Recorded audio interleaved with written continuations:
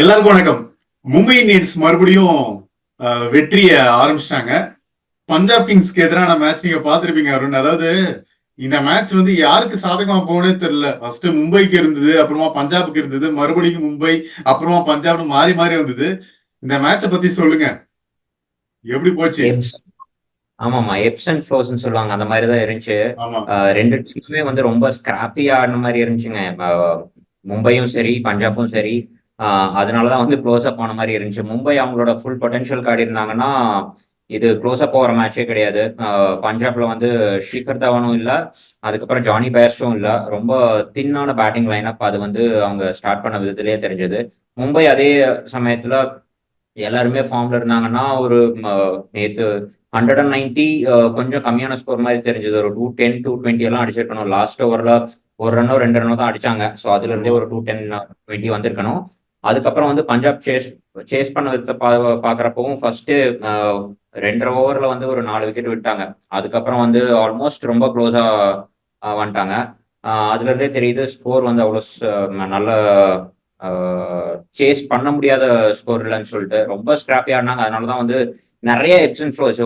ஒருத்தருக்கு அட்வான்டேஜ் இல்லாம ஒருத்தர் மேல போற மாதிரி இருந்துச்சு. அதுக்கப்புறம் கீழே பிடிச்சி இழுத்துட்டாங்க இன்னொரு டீம். இந்த மேட்ச் பொறுத்த வரைக்கும் இந்த மேட்ச் ரெண்டு டீம்லயுமே வந்து சூப்பர் இம்பாக்ட் பிளேயர் ஒருத்தர் அவரோட பவர்ஸ்ல சூப்பரா பண்ணாருன்னா ஜஸ்பிரீத் பும்ரா தாங்க. அவருனாலதான் வந்து மும்பை இந்தியன்ஸே ஜெயிச்சாங்க. இல்லைன்னா இவ்வளவு க்ளோஸ் எல்லாம் வந்திருக்காது. மத்தவங்க பவுல் பண்ற விதத்துக்கும் அவர் பவுல் பண்ற விதத்துக்கும் பெரிய டிஃபரன்ஸ் இருக்கு. ஜஸ்பிரீத் இருக்கிறனாலதான் வந்து அவங்க இப்ப வந்து 6 மேட்ச்ல 3 மேட்ச் ஜெயிச்சிருக்காங்க. இந்த மேட்ச் ஜெயிச்சதுக்கும் பெரிய காரணம். மும்பை இந்தியன்ஸ்ல இவ்வளவு நிறைய பாசிட்டிவான விஷயம் நடந்துட்டு இருக்குல்ல. லைக் சூரியகுமார் யாதவ் அவருடைய ஸ்ட்ரைக் ரேட், திலக் வர்மாவுடைய இன்னிங்ஸ், அப்புறமா பும்ராவுடைய இந்த பவுலிங். இன்னொரு முக்கியமான விஷயம், ஹர்திக் பாண்டியாவுடைய அந்த 140 கிலோமீட்டர் பேர் அவர் பவுலிங் எல்லாம் போடுறாரு. இப்போ ஃபிட்னு தெரிஞ்சுக்கலாமா? அவரு கரெக்டா ஒரு 4 ஓவர் போடுற அளவுக்கு வேர்ல்டு கப்புக்கான ஃபிட்டா பார்க்கப்படுறாரு ஹர்திக் பாண்டியா. ஆமா, நம்ம நியூஸ்லாம் கேட்டு இருக்கோம்ல. அவர் வந்து பவுலிங் போட முடியலன்னா அவரோட இந்தியன் டீம்ல அவரோட பொசிஷன் வந்து ஒரு கேள்விக்குறி அப்படின்னு சொல்லிட்டு. அது கரெக்ட் தாங்க. ஏன்னா அவரோட ஸ்லாட்டுக்கு அந்த நம்பர் 5 அண்ட் நம்பர் 6ல உங்களுக்கு நிறைய காம்படிஷன் இருக்கு. ரிங்கு சிங் சூப்பரா விளையாண்டுருக்காரு, சிவம் துபே சூப்பரா விளையாண்டுருக்காரு. இந்த மேட்ச்லயே பார்த்தோம், அசுதோஷ் சர்மா ரொம்ப நல்லா விளையாடுறாரு. அதை தவிர வந்து ரிஷப் பந்தும் ஒரு ஆப்ஷன். ஸோ அந்த அந்த நம்பர் ஆர்டருக்கு வந்து உங்களுக்கு நிறைய ஆப்ஷன்ஸ் இருக்கும்போது தினேஷ் கார்த்திக் நல்ல ஃபார்ம்ல மறுபடியும் இருக்காரு. ரவீந்திர ஜடேஜா, அக்ஷர் பட்டேல் அவங்க எல்லாமே காம்படிஷன் அந்த 5-6 பொசிஷனுக்கு, பினிஷர் ரோலுக்கு. அப்படி இருக்கும்போது ஹார்திக் பாண்டியா வந்து பவுல் பண்ணாதான் வந்து நம்மளுக்கு பெரிய அட்வான்டேஜ். அவர் பவுல் பண்ணலன்னா பெரிய அட்வான்டேஜ் கிடையாது. அவரோட பொசிஷன்லயும் வந்து கொஞ்சம் கஷ்டம். ஆனா அவர் வந்து பவுல் பண்ண ஆரம்பிச்சிட்டாருன்னு வைங்களேன், நீங்க வேர்ல்டுலயே பாத்தீங்கன்னா ஃபாஸ்ட் பவுலிங் ஆல்ரவுண்டர்ஸ் வந்து ரொம்ப ரொம்ப கம்மி. நீங்க விரல் விட்டு எண்ணிடலாம். இப்பவும் சரி, ப்ரீவியஸ் சீசன்ஸ்லயும் சரி. ஸோ அப்படி பார்க்கும்போது இவர் வந்து ஒரு ரொம்ப ரொம்ப ரேர் கமாடிட்டிங்க, ரேரஸ்ட் ஆஃப் த ரேர்னு கூட சொல்லலாம். ஏன்னா ஃபாஸ்ட் பவுலிங் போட்டு அந்த மாதிரி பேட் பண்றது ரொம்ப கஷ்டம். ஸோ அதனாலதான் வந்து அவர் 138 140ல கன்சிஸ்டன்டா போடுறது வந்து மும்பை இந்தியன்ஸ்க்கும் சரி, இந்தியன் கிரிக்கெட்டுக்கும் ரொம்ப ரொம்ப குட் நியூஸ். நேற்று மும்பை இந்தியன்ஸ்ல அந்த பவுலிங்ல ஒரு கவனிச்சிருந்தீங்கன்னா 21 எக்ஸ்ட்ராஸ் போட்டிருக்காங்க. அது எதை காட்டுது? ஏன்னா அதுல வந்து பாத்தீங்கன்னா ஒரு 14 ஒயிட்ஸ் வேற போயிருக்கு. அது பாத்தீங்களா? அது வந்து எதை காட்டுதுன்னா, நீங்க வந்து ஜென்ரலி எக்ஸ்ட்ராஸ் போட்டீங்கன்னா அதுக்கு பெரிய ரீசன் வந்து டிசிப்ளின் இல்லைன்னு அர்த்தம். உங்க மேலேயே உங்களுக்கு கான்பிடன்ஸ் இல்லைன்னு அர்த்தம். நீங்க ஜஸ்பிரீத் பும்ராவை தவிர அவர் ஒரு பெரிய ஜீனியஸ்ங்க. அவர் வந்து இந்தியாவுக்கு கிடைச்ச ஒரு வரம். ஸோ அவரு எடுத்துட்டீங்கன்னு வைங்களேன், மற்றவங்க எல்லாமே வந்து அந்த டிசிப்ளினும் இல்லை.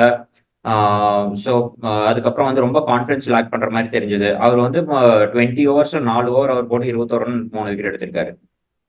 மற்றவங்க எல்லாம் வந்து எல்லாமே 8.5 9 ஸ்ட்ரைக் ரேட்ல அவங்க 16 ஓவர்ஸ்ல வந்து க்ளோஸ் டு 170 ரன்ஸ் அவங்களே 160 170 ரன்ஸ் அவங்களே கொடுத்துட்றாங்க. ஓகேங்களா? ஸோ மற்ற பவுலர்ஸ் எல்லாம் ஜெரால்ட் கோச்சியாவா இருக்கட்டும், அதுக்கப்புறம் வந்து ஆகாஷ் போடுறாரு. ஆனா பேச்சஸ்ல நல்லா போடுறாரு. ஒரு ஓவருக்கு 1 or 2 லூஸ் பால்ஸ் கொடுத்துட்றாரு. ஸோ அது வந்து ஒரு பெரிய பிரச்சனை. அதுக்கப்புறம் வந்து ஹார்திக் பாண்டியா 140 ஒரு சில பால்ஸ் போட்டாலும் அவரு நல்ல பவுலிங் ஃபார்ம்ல இருக்கிற மாதிரி தெரியல. அவரும் வந்து ரன்ஸ் நிறைய கிளிக் பண்றாரு. அதுக்கப்புறம் வந்து ஸ்ரேயஸ் கோபால், முகமது நபி எல்லாமே சைட் ஆக்ட்ஸ் தான். அதனால அவங்க பவுலிங் பெரிய கன்சர்னுங்க. நீங்க வந்து பஞ்சாபோட பேட்டிங் வந்து ரொம்ப ரொம்ப வீக்.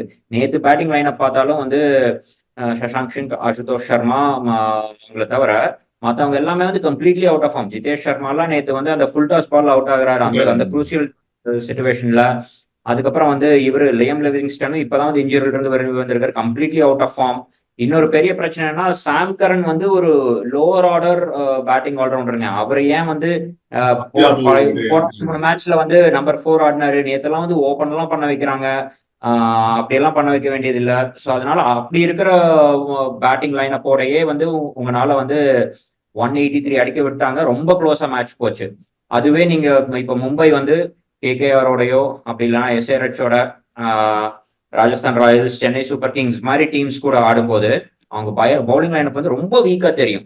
நீங்க ஜஸ்பிரீத் பும்ராவை எடுத்துட்டா மற்றவங்க எல்லாம் வந்து கம்ப்ளீட்லி ஆர்டினரி பவுலிங் லைனப் தான் மும்பை இந்தியன்ஸ்.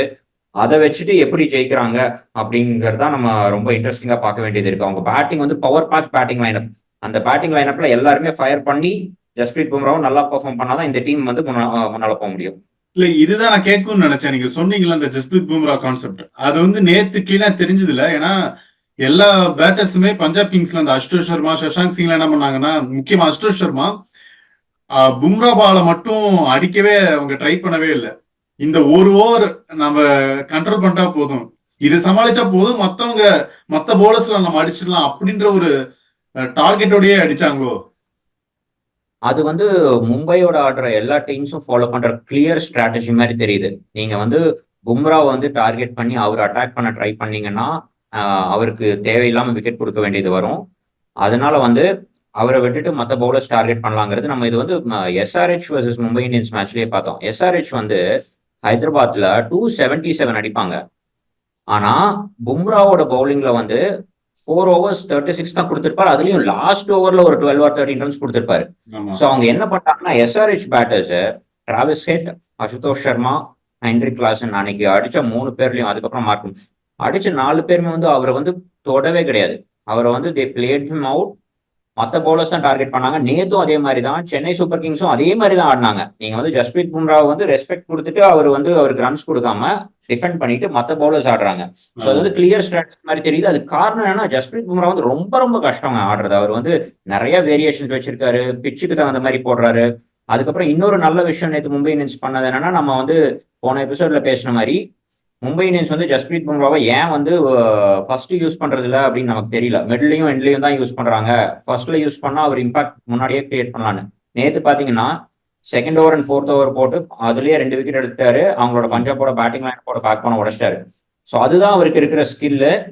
தொடர்ந்து அவருக்கு வந்து முன்னால கொடுப்பாங்க அப்படிங்கிறது நம்மளோட கருத்தா இருக்கு.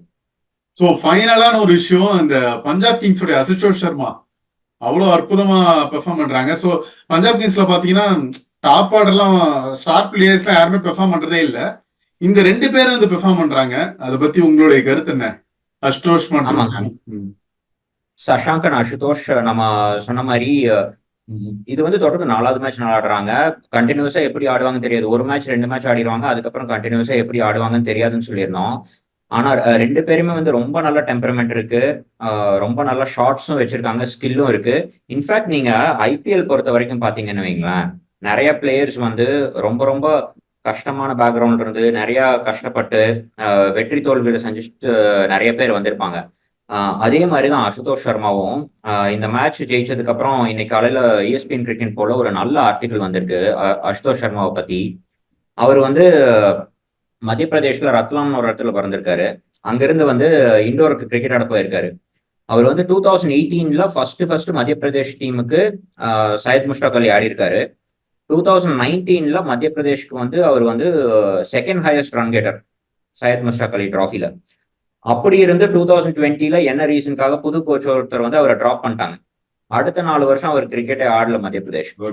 அதுக்கப்புறம் அங்கிருந்து ரொம்ப 4 வருஷம் கிரிக்கெட் ஆடலாம் என்ன ஆகும்னா, நம்ம வாழ்க்கையே அதான் இருக்கும்போது அவ்வளோ கேப் ஆகும்போது உங்களுக்கு என்னன்னா நீங்க விரக்தி அடைஞ்சிருவீங்க. நீங்க வந்து ரொம்ப டிப்ரெஷன் எல்லாம் போயிருவீங்க. அதே மாதிரி அவரும் டிப்ரெஷன்ல போயிருக்காரு.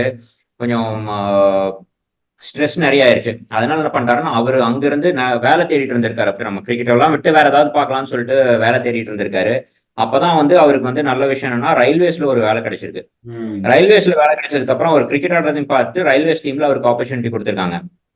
ரயில்வேஸ் டீம்ல போன வருஷத்தோட சையத் முஸ்டாக் அலி டிராஃபில 11 பால்ஸ் 50 அடிச்சிருக்காரு அருணாச்சல் பிரதேஷ் டீமுக்கு ஆப்போசிட்ல. வீக்கான டீம் தான் இருந்தாலும் 11 பால் 50ங்கிறது ரொம்ப கம்மி. 8 சிக்ஸ் அடிச்சிருக்காரு.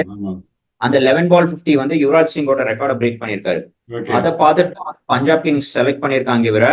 இந்த வருஷம் வந்து அவர் வந்து 200+ ஸ்ட்ரைக் ரேட்ல ஆடிட்டு இருக்காரு. இது எல்லாமே வந்து அவர் கடந்து வந்த பாதை, அவர் பண்ண ஒர்க் எல்லாமே நல்லா தெரியுது. ஸோ அதனால வந்து அசுதோஷ் சர்மா ஒரு சூப்பர் ஃபைண்டுங்க. ஒரு 25 இயர்ஸ்ல வந்து நிறைய ஷாட்ஸ் வச்சிருக்காரு, நல்ல ஸ்கில் வச்சிருக்காரு. Both for Punjab and India ஒரு நல்ல ஃபைண்டுங்க. உண்மையிலே 205 ஸ்ட்ரைக் ரேட் கிட்ட ஆடிட்டு இருக்காரு அவரு. இந்த அளவுக்கு சான்ஸே இல்லை. இப்போ இதுக்குள்ளேயே ஒரு பெஸ்ட் பினிஷரா வந்துட்டாரு. ஒரு குறுகிய பால் நம்பர் 1ல இருந்து அவர் வர சிச்சுவேஷன்ல பாருங்க. நேத்து வரும்போது 76 ரன்னுக்கு 6 விக்கெட்ல வந்தாரு. அதுக்கப்புறம் வந்து ஆல்மோஸ்ட் ஜெயிக்க வச்சிட்டாரு மேட்ச். ஆமா, அவர் சிச்சுவேஷன் எல்லாமே டஃப்பான சிச்சுவேஷன் தான் இருக்கு. ஆனா டஃப்பான சிச்சுவேஷன்ல ஆடுறதுங்கிறது ரொம்ப கஷ்டம். ஸோ அதை அவர் பண்றாரு. அதுதான் வந்து அவங்க இன்ஃபேக்ட் பஞ்சாப்க்கு வந்து இதுல வந்து ஒரு என்ன குட் நியூஸ்னா, நீங்க ஷிகர் தவன், ஜானி பேஷோ, லேம் லிவிங்ஸ்டன் எல்லாம் கொஞ்சம் நல்லா ஃபார்ம்ல வந்து ஆடுற மாதிரி இருந்துச்சுன்னு வைங்களேன். ரைலி ரூசோ ரொம்ப நல்ல பேட்டர்.